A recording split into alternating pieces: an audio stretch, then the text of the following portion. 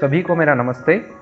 शासकीय प्राथमिक विद्यालय गुर्दाखेड़ी से मैं विवेक शर्मा अपने सभी साथियों के साथ हमारी पाठशाला में एक बार फिर से आप सभी का स्वागत करता हूं।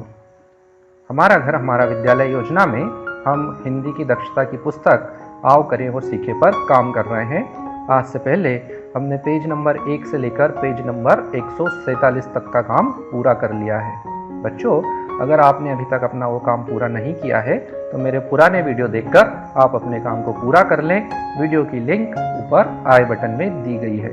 ऊपर जहां आपकी स्क्रीन पर मेरी पाठशाला लिखा हुआ आ रहा है, आप वहां पर क्लिक करके मेरे पुराने वीडियो देख सकते हैं और अपने काम को पूरा कर सकते हैं।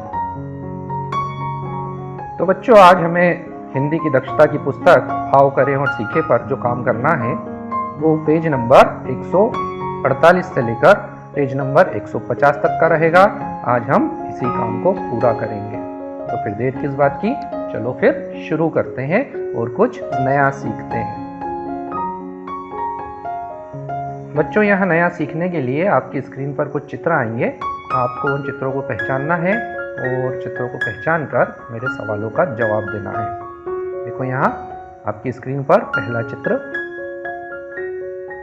आपको इसे पहचानना है। यह क्या करने वाला है, आपको यह बताना है। दूसरा चित्र आपकी स्क्रीन पर आ रहा है। आपको देखना है कि यह कौन है, क्या करता है। तीसरा चित्र आपकी स्क्रीन पर आ रहा है, आपको इसे भी पहचानना है। और चौथा चित्र जो आपकी स्क्रीन पर आ रहा है, आपको इसे भी पहचानना है। पहले चित्र में बच्चों हमें जो दिखाई दे रहा है वह क्या करने वाला है। पहले चित्र में जो हमें दिखाई दे रहा है वो है चित्र बनाने वाला। जो हमें दिखाई दे रहा है वह चित्र बनाने का काम करता है, वह चित्र बनाने वाला है। इसी तरह से दूसरे चित्र में जो हमें दिखाई दे रहा है वह गाना गाने वाला है। इसी तरह से तीसरे चित्र में जो हमें दिखाई दे रहा है वह देश की रक्षा करने वाला है। और चौथे चित्र में जो हमें दिखाई दे रहा है वह है खेती करने वाला। बच्चों, यहाँ हमने इन सब का परिचय देने के लिए बहुत सारे शब्दों का प्रयोग किया है। इन बहुत सारे शब्दों के स्थान पर हम एक शब्द का प्रयोग भी यहाँ कर सकते थे।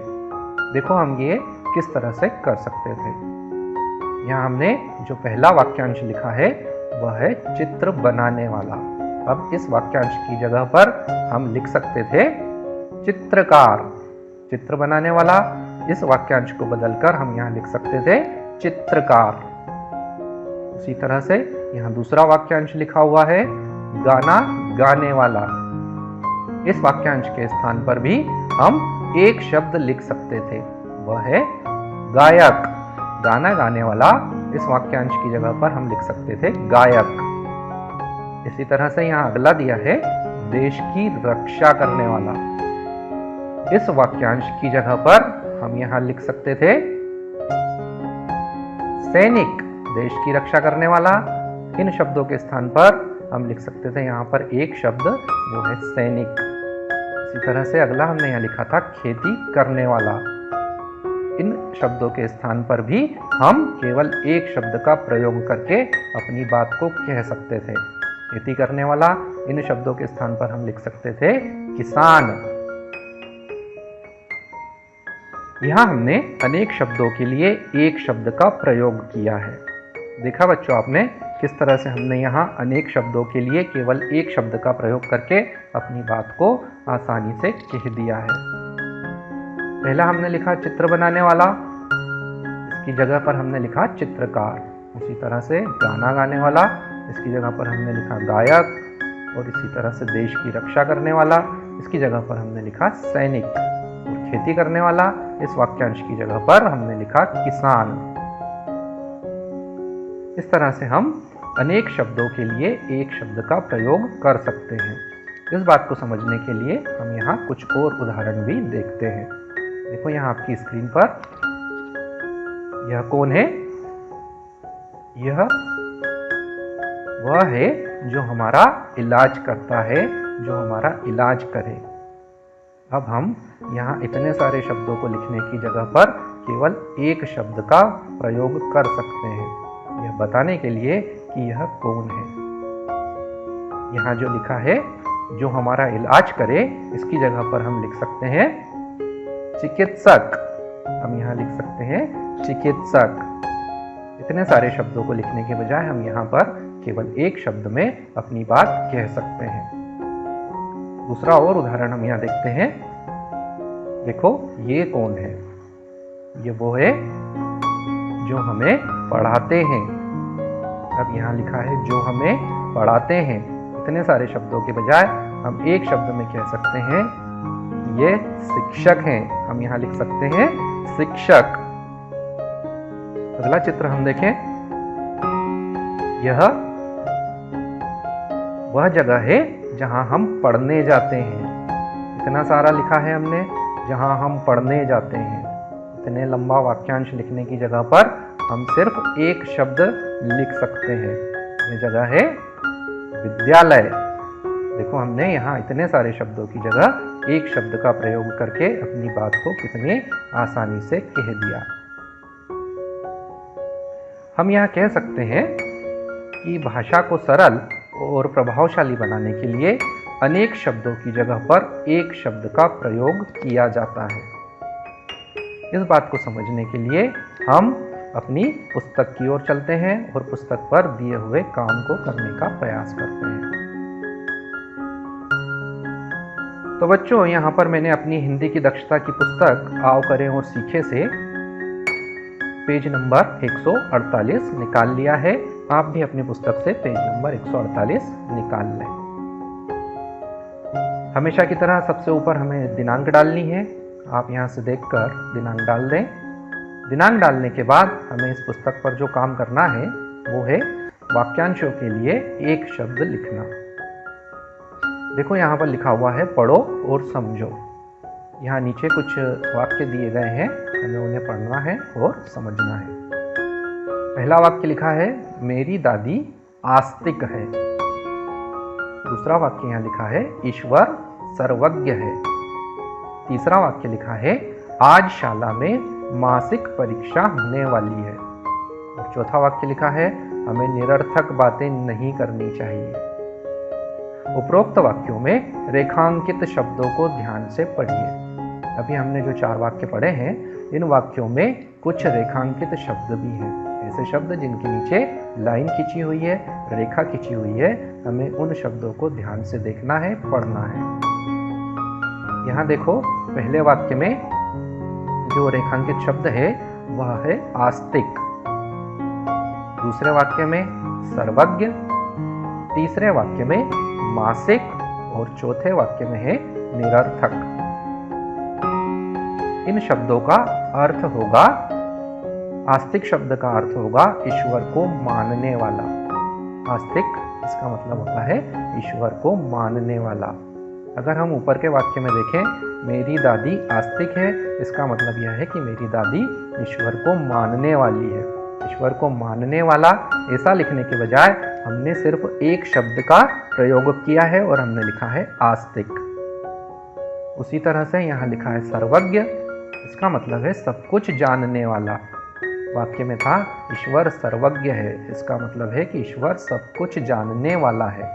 सब कुछ जानने वाला, इतना बड़ा वाक्यांश लिखने के बजाय हमने सिर्फ एक शब्द में लिखा कि ईश्वर सर्वज्ञ है।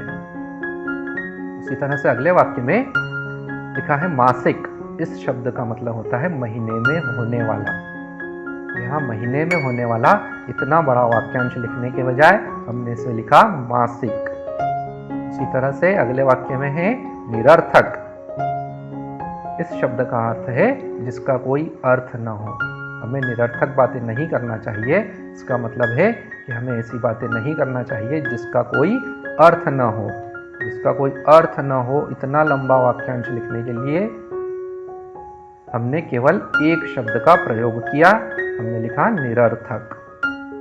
कभी कभी हम वाक्यांश को पूरा नहीं लिखकर उसके लिए एक शब्द लिख देते हैं। जैसे जो जन्म से अंधा हो उसे हम जन्मांध कहते हैं। जो जन्म से अंधा हो इतना बड़ा वाक्यांश लिखने के बजाय हमने लिखा जन्मांध। सिर्फ एक शब्द कहकर हमारा काम हो गया।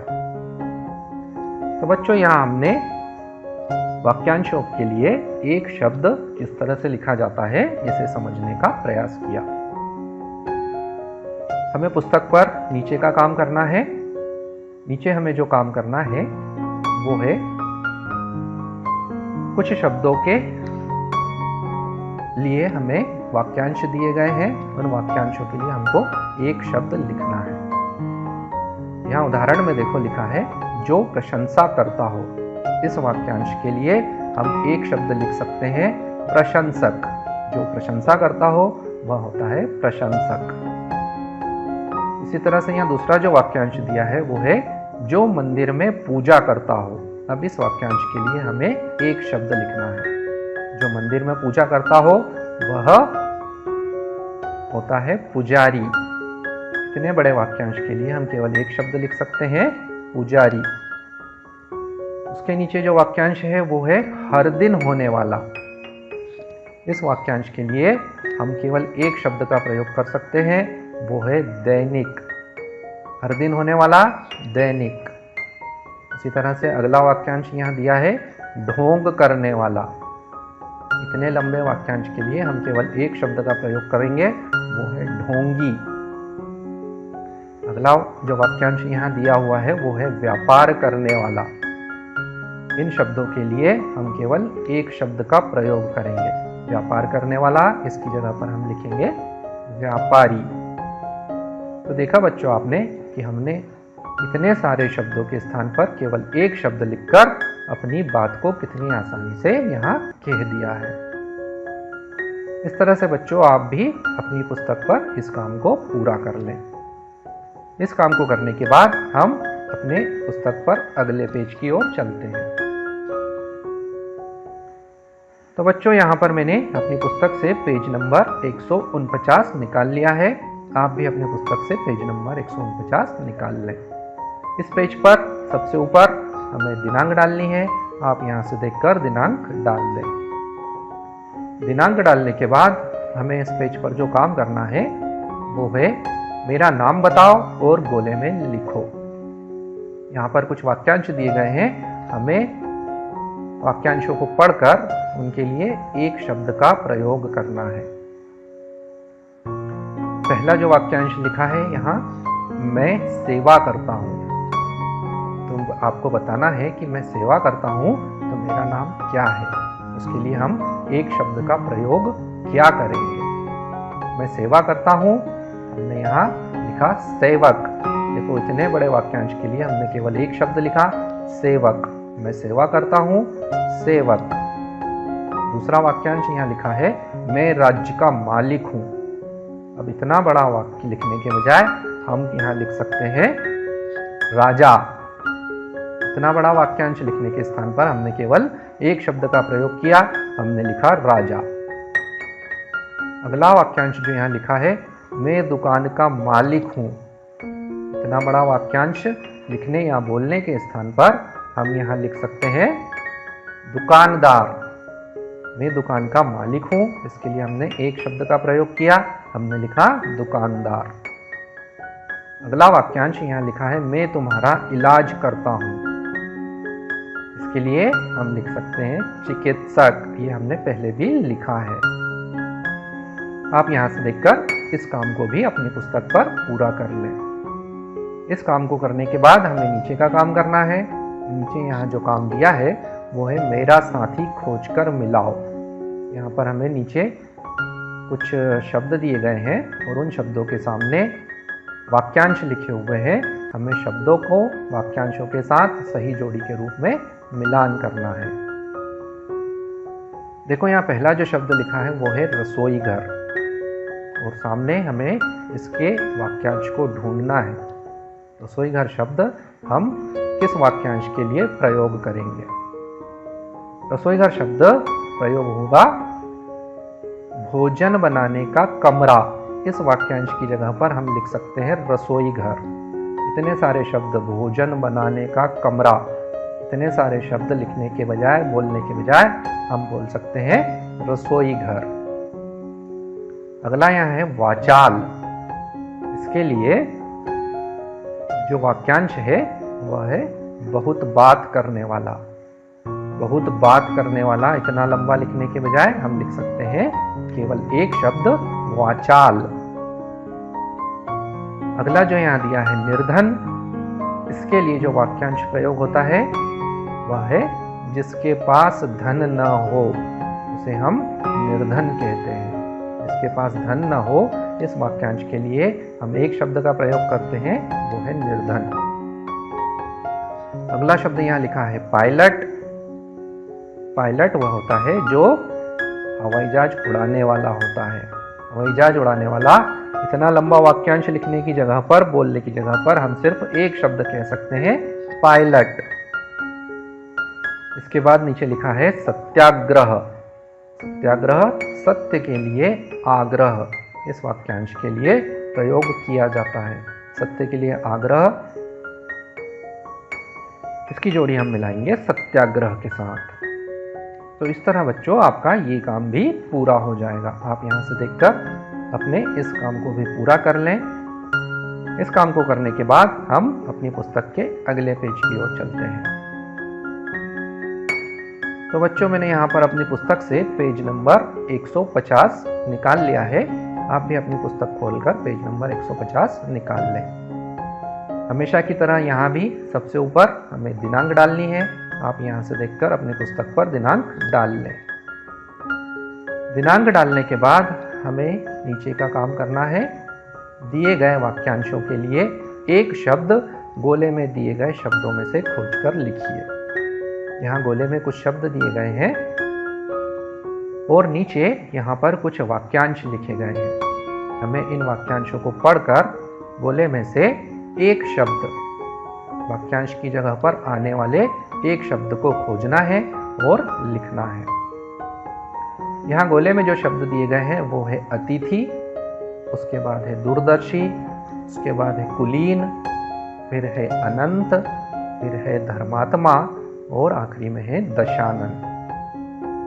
और नीचे जो 5 वाक्यांश लिखे हैं वो है जिसके 10 सिर हों, दूसरा है जिसका अंत न हो, तीसरा जो धर्म का कार्य करे, चौथा जिसके आने की तिथि न हो और 5वां जो दूर की सोचता हो। इन वाक्यांशों के लिए हमें गोले में से शब्द छांटकर यहाँ लिखना है।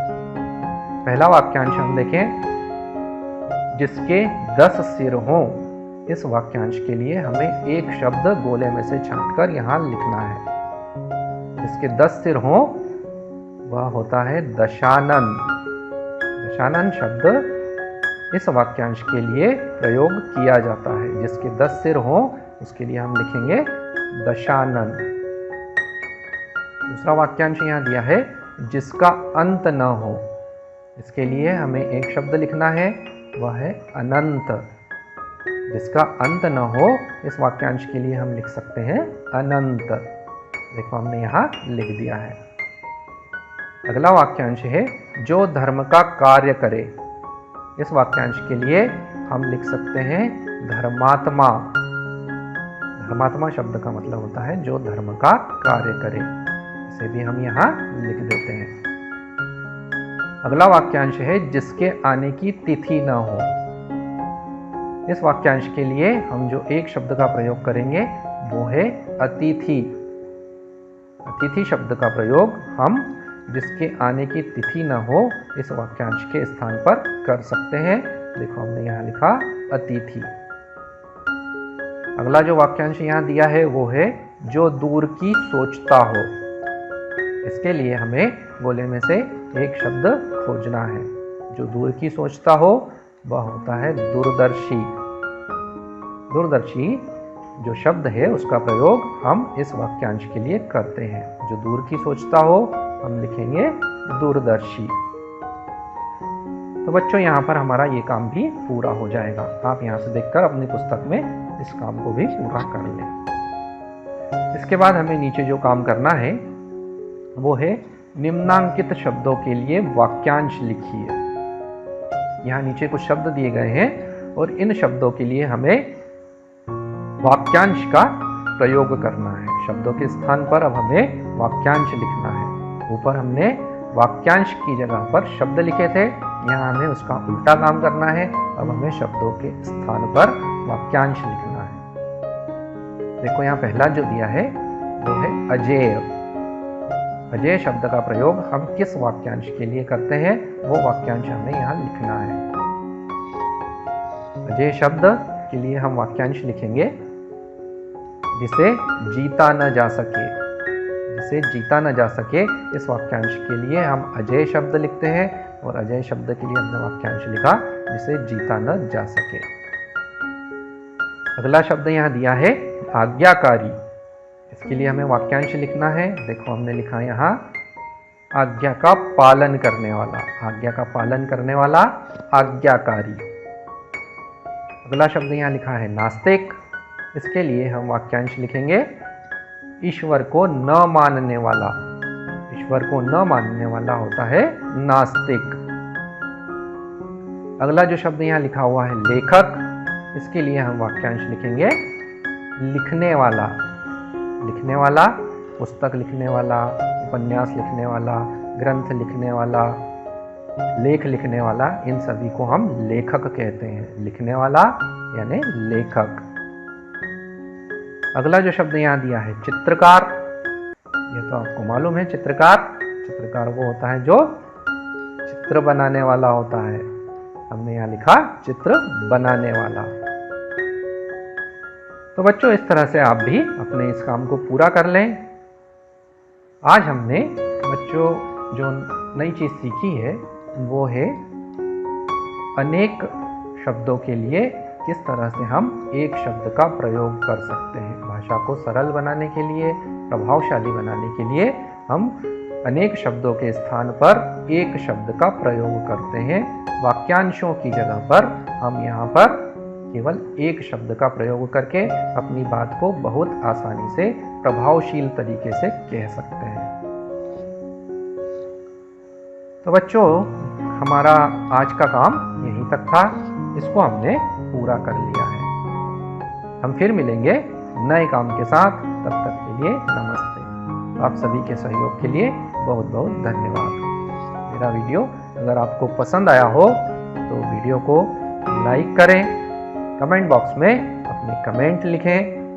मेरे चैनल को अभी तक सब्सक्राइब नहीं किया है तो सब्सक्राइब कर लें और साथ में घंटी के बटन को दबाकर ऑल पर सेट कर दें ताकि आने वाले वीडियो की सूचना आपको आसानी से मिल सके। एक बार फिर मिलते हैं, तब तक के लिए नमस्ते।